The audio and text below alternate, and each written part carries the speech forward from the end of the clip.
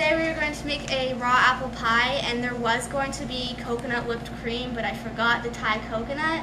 So I'll post this recipe online and you guys will be able to see it then.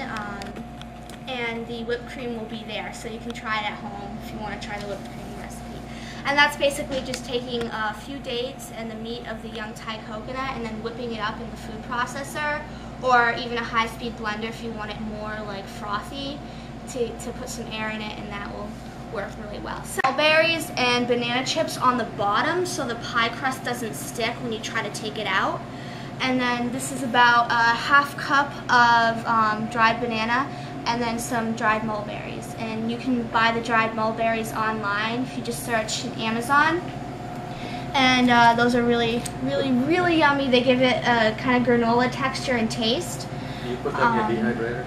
The what? The bananas? Dried bananas. Mm-hmm. Yeah, you just slice the bananas up and throw them in the dehydrator with some lemon juice so they don't turn brown. And for the pie crust, we have about a cup and a half of dates, and I also have a few nuts and some coconut to give it an extra nice flavor. And for the filling, we have a cup and a half of dates and about 3 tiny tangerines. And also I'm going to use some really nice vanilla powder and cinnamon. I have Pink Lady apples here, and these are my favorite kind of apples because they're, I think, the sweetest and most flavorful kind. So let's get started on the part that will be on the bottom of it.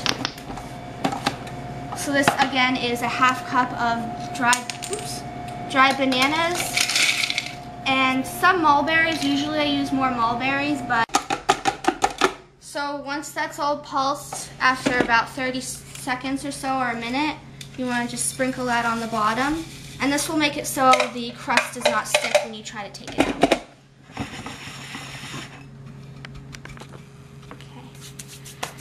Add butter, heavy cream. Heavy cream butter. It's Grandma's old style recipe. Let's say 80-10-10. Well, I'm gonna have a minute. So that's about a cup and a half of dates, and then you want to take just a few nuts and a few and a little bit of coconut flakes. You can, you know, decide not to put this in, but I think it gives it a nice flavor if you're trying to avoid the fats. Process them together for about a minute until it becomes nice and grainy and forms easily, and then you can press it into the pie crust. Hopefully this is enough. Now we can work on the sauce. Now the sauce, like I said, there's about 3 small tangerines, and I use tangerines because they have more liquid than normal oranges, and they're usually sweeter. Especially when you try to buy them from the store, it's not that good.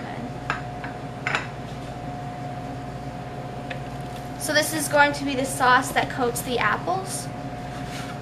Okay, and you just want to, it's pretty good to me. Yeah. Okay. So I'm just going to put it in this bowl for now while we work on the apples. And then I'm going to toss them together afterwards. I almost forgot to add the vanilla powder. Now you could just add a pinch of that because it's pretty powerful, especially this dried stuff. So you don't need that much. Put cinnamon in. Yeah, I put cinnamon, vanilla in, about 2 pinches of vanilla and about a tiny palmful of cinnamon. And the pumpkin pie spice. I didn't put the pumpkin pie spice in. I originally was going to put the apple pie spice, but... And this is the fun part. With your food processor, it usually comes with these blades. I don't know if you know much about them. You used them before? Okay. And there's one side it will say shredding and the other side will say slicing. So I'm going to use this for a quick way to slice the apples.